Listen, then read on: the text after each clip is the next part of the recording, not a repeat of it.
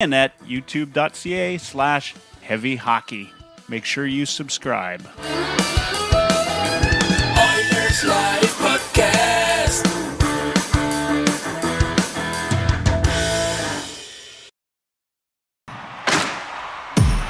Now, get ready to talk hockey. Streaming from the Oilers Live studio. Subscribe or follow today.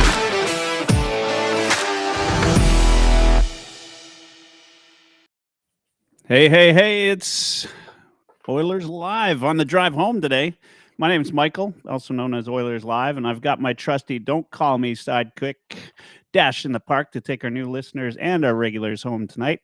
Our live show on EdmontonSportsTalk.com, of course, is special thanks to Dustin Nielsen, Matt Iwanek, Tom Gazzola, and Lieutenant Eric, and the rest of the crew at Edmonton Sports Talk, the best of the Edmonton sports scene. Heavy Hockey Live at Night regularly airs on Tuesdays with Oilers Live, which is Dash and myself. Then get your fantasy hockey fix on Wednesday nights. So that's tonight, 9 p.m. Mountain. We're going to have Devin, Bruce, Tyler, and John, and guests. They're collectively known as the Fantasy Hockey Hacks. Now, before we start tonight and we drill into some of what's been happening with the Oilers, a couple of housekeeping items.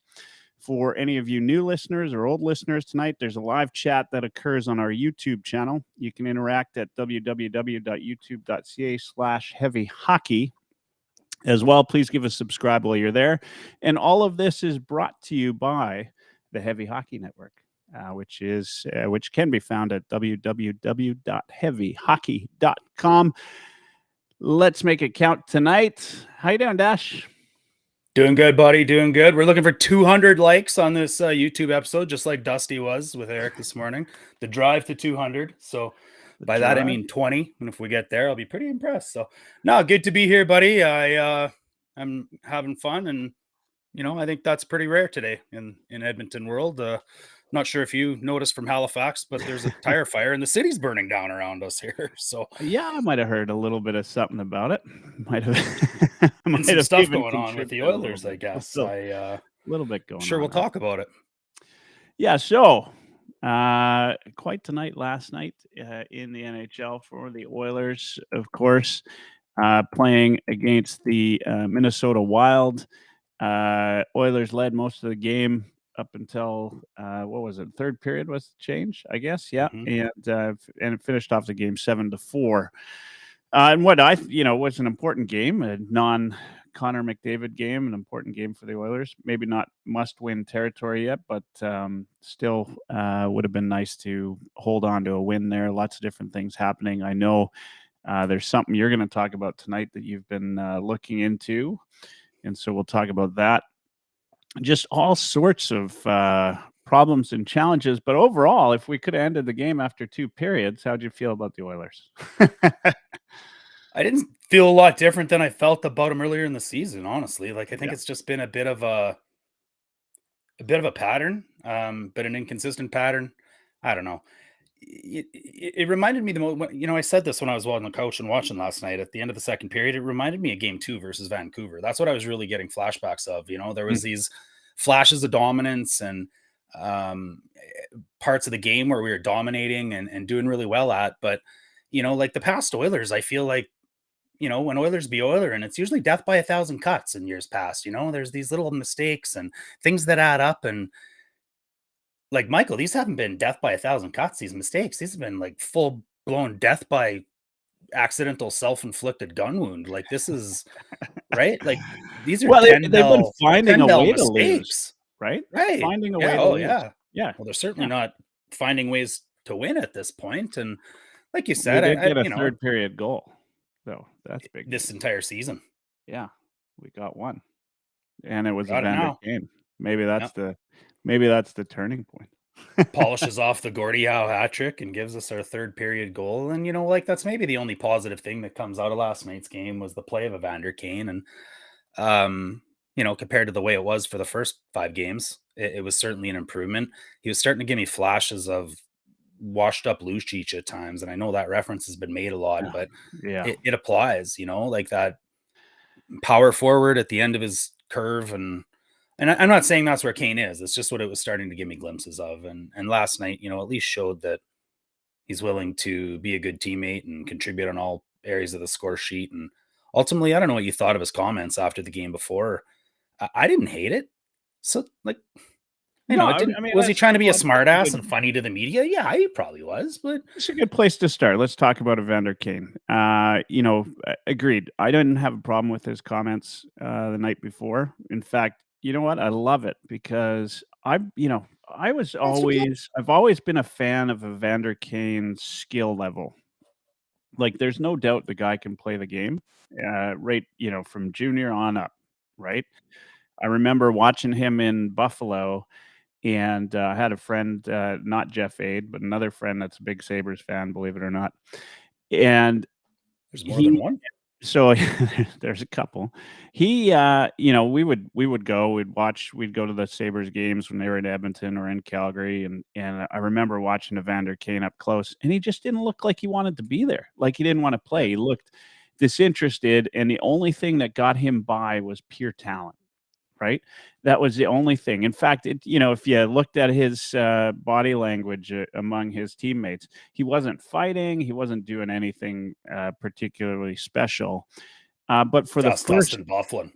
yeah, exactly, right, yeah. And so here's the thing: is that you come to Edmonton, and that's one of the things we worry about when he gets here, right? Is the guy going to be a good team player? And I think the other night he showed exactly that. There's a guy that's not getting enough minutes, and so he found a way to get himself into the game.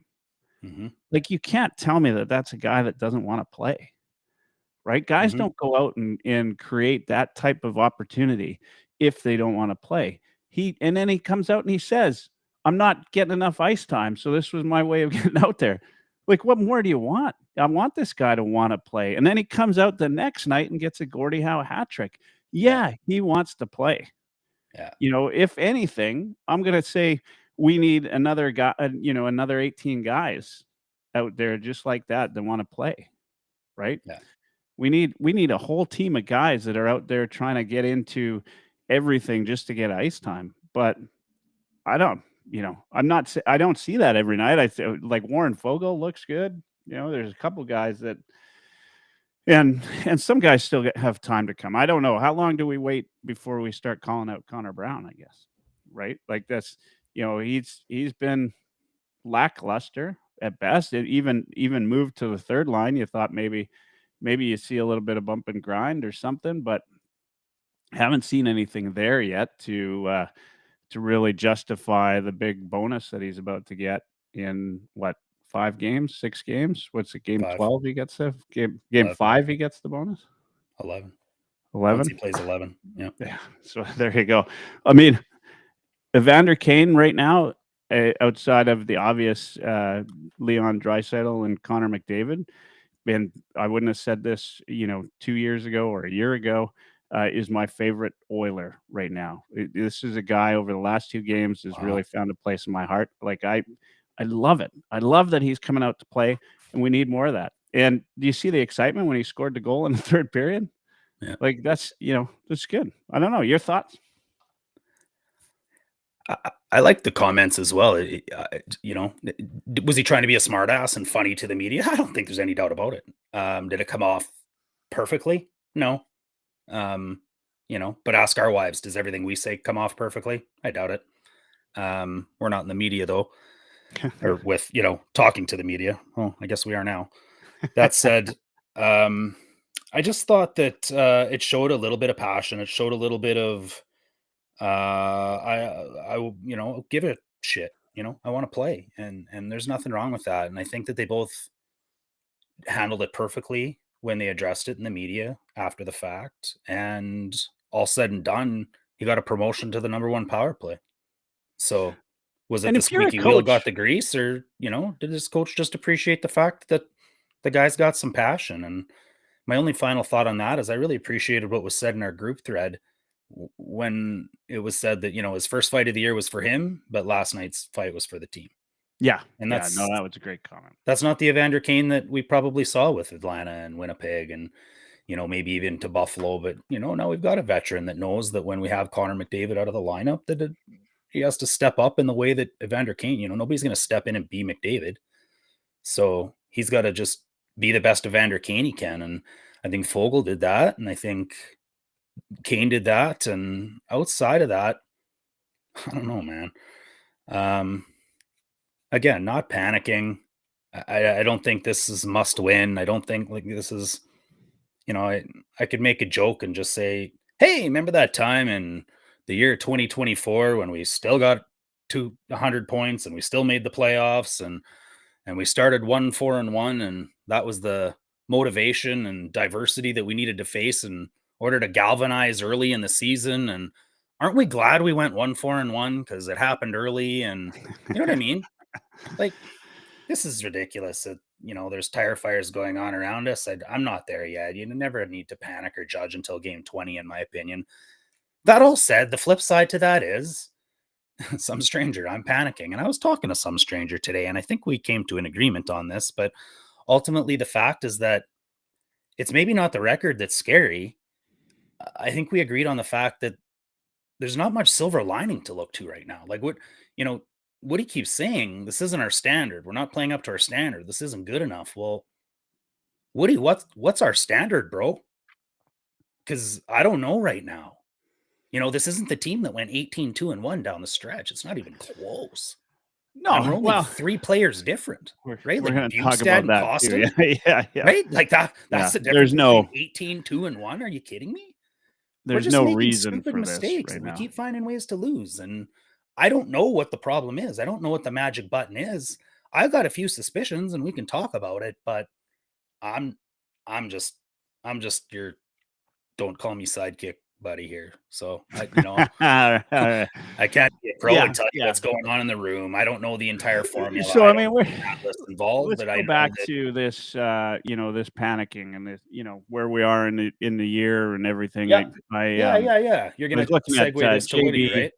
JB on Twitter, and I was trying to look for the tweet, but she made a good point, which is at how many games, like insert here, at how many games do we stop saying it's only been blank games, right? Like at what point do we start to panic? I mean, it's not, I'm not saying we need to panic today, but shit, there's that old saying, right? Like the Stanley Cup isn't won in October, but it's lost in October. We can Right? show concern and be worried. That's Yeah. different than smashing the panic button. And, I thought you were going to use that and segue back to Woody, because really, honestly, I think that a coach is a leader and supposed to set an example for his team. And I don't know about you, but right now, Woody's giving me panic vibe. Well, Right? that was panic vibe right from Well, he from jumped game to the one, nuclear right? option 24 and a half minutes into the season, right? He went right back to those two, and then he put them on a line the next year. He changed up his D pairings he had the same D pairings and the same lines all through preseason. Then all of a sudden, blenders on, right? So and we it never feels like saw panic to Woody me. And though I mean, go the team's going through. to feel that, no? We never saw Woody go through rookie coaching mistakes, right? Like he walked I don't know onto about that. not in the same. I mean, he Got walked onto coached the in 2 straight Oilers. playoffs. Yeah, exactly. He walked onto the Oilers. He immediately started doing well. He did some great things. In fact, if you go back to when he started with the Oilers, what were the comments that came out from the team? Is it's nice to get ice time again. Derek Ryan. Right? It's nice to have an Yeah. identity. It's nice to be part Yeah. of the game. It's nice. How long did it take him to? And I'm not coming down on Woody. I know you and I have had this conversation We'll one-on-one talk as well, about and neither one of us are willing to point fingers or jump on. You and I are both cheering for the guy. We both want him to be the guy that brought the cup back. We both want him to be, I hope there's a statue at Woody outside the stadium someday. You know what I mean? But right now, like, buddy, if there's ever been a glaring red flag and that I've seen, it's 3 too many men penalties in a game. Yeah. Like that's on the coach, right? I saw your tweet. Is Connor McDavid in charge of line changes as well? Because honestly, and I'm not sure if you heard his availability, and he alluded to those too many min penalties. And one of the first defensive comments that came from him was, well, there was 4. I don't know if you noticed, Ryan, but there was 4. and the other team got one too. So I really think it was a focus by the ref. I think the refs were really focused on something. I mean, at least two of them. I missed the third one, but at least two of those too many men penalties on the Oilers were absolutely awful. Pretty gregarious for sure. And I mean, I'd have to go back and look at what hasn't been called, I guess, to see how close those are in recent bias. But, I'm sure that's just a deflection tool on his account, right? He doesn't want to blame the players. He doesn't want to take blame. But I don't know. There was, again, like we just talked about panicky Woodcroft. I feel like that availability, like he was I smelt a bit of blamey Woodcroft. Usually he's the first guy to fall on the sword for the team and talk, about the mistakes he could have done better or saw. And, he focuses on the positives, but there was a lot of individual players made some pretty big mistakes and it cost us. Right. And at what point in time is this system that he's implemented and he's brought to the team that isn't being executed properly fall on the fault of the coach instead of the players? We have to think about that. We have to at least look at it. I can't help but think, right? Like how different would Woodcroft be from a coaching perspective if he didn't come out first game of the season and lose 8-1? Right? Like how much did it feel like the panic set in after game 1? And how much of it comes from all of this talk like the Oilers are going to win the cup, cup or bust. And then we come out in game 1, you let out a stinker. And then all of a sudden, it's nuclear option, it's change the lines, it's do everything. Why not just like sit down, close the doors of the locker room and say, hey guys, get your stuff together, right?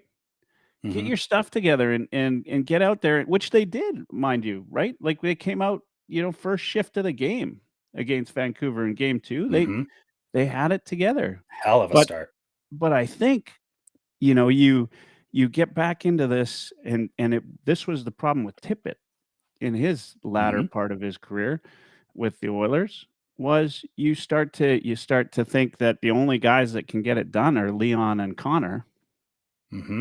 And once you get that mindset, I don't like Tippett couldn't get out of that. And it led to his demise, right? Yeah. And so, at some point, and maybe like I fall short of this because nobody ever wants to lose the best player in their lineup. But at some point, maybe this is what needed to happen for the Oilers was to get out of this. Connor McDavid is got to be the savior of this team because this is a hell of a team, talent-wise.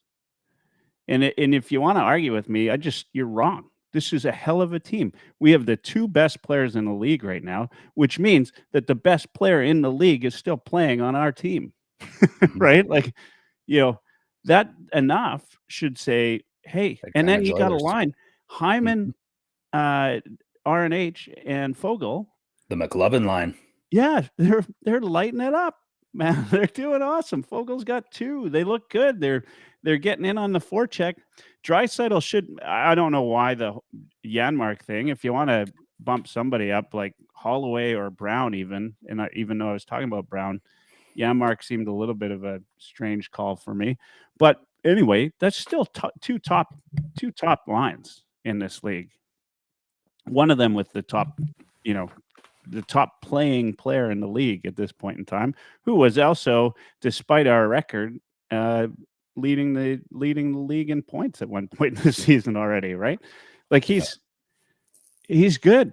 And I don't know if I'm Leon, I'm a little bit maybe upset that you saddled me with Janmark, who is a fine third line winger, right?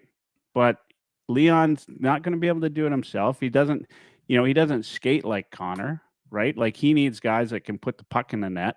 Kane was a great addition to that. So you need a third guy on there. I hope they come back. I don't know. I haven't heard anything about practice today, or did they have mandated day off possibly? Yeah. I mean, there's just a few things in this, and we keep coming back. Mike's listening in It says Janmark on the top line was way down the list of things to pick apart last night. Sorry, I agree. Dog's upset. And Mike's right, but it's just one of a whole bunch of different things that that Woody needs to kind of get in place. And I he's think just people are it's just picking not. the Janmark thing apart specifically because of the accountability piece, right? I think, he made a pretty one of those self-inflicted gunshot mistakes the game before. And as a result, he gets jumped up to that line where it could be argued that Dylan Holloway's been our most consistent forward from the beginning of preseason until the end of game 5. And if you're really talking about accountability in today's NHL coach, it's rewarded and taken away with ice time. And 100%, 100%. he needs to do that. Like, he needed to sit Bush's ass on the bench, or he needed to put, Janmark leave So him where he was, I not do promote think him for a mistake, in my opinion. And the thing is, it was addressed today by Woodcroft, and the conversation was based around, how do I, as a coach, reward ice time and take away ice time for accountability when we're playing 11-7 and we got a guy hurt and there's nobody else even coming, and it's not like he said those words, and he deflected and said, I'm focused on what I have, not what I don't have. But I think the conversation is valid.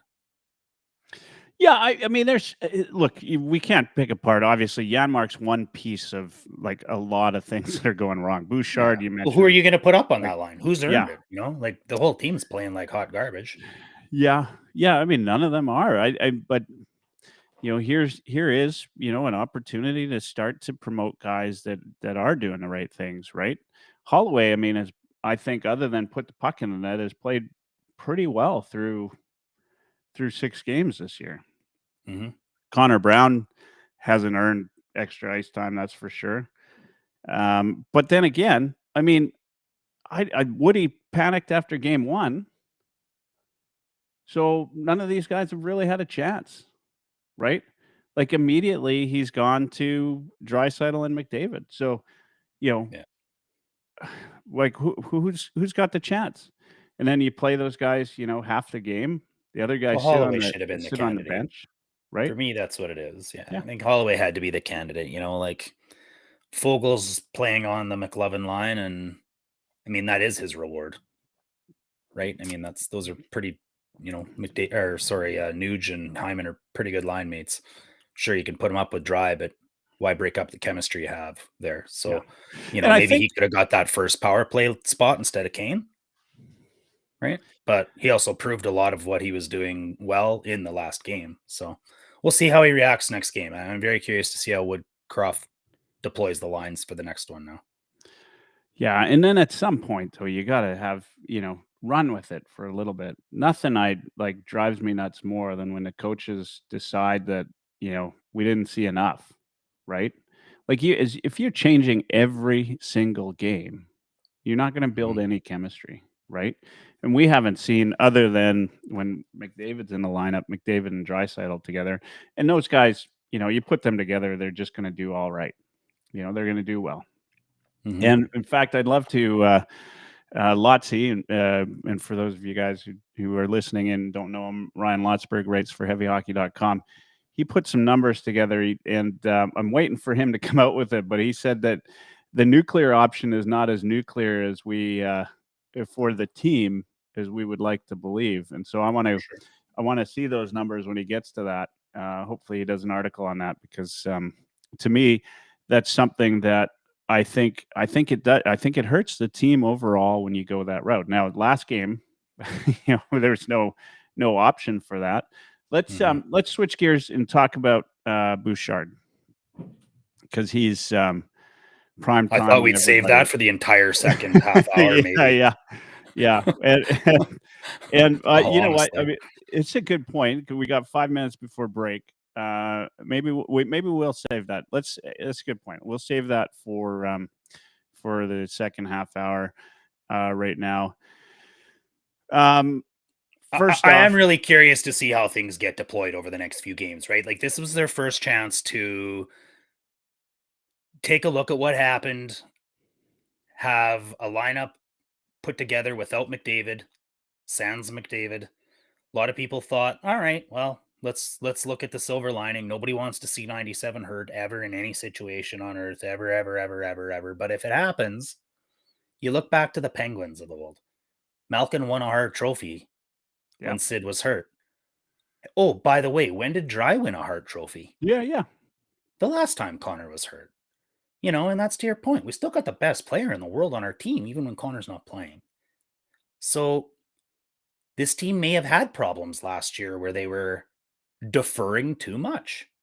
And I think even as a young team and a young player, I just better get the puck to McDavid.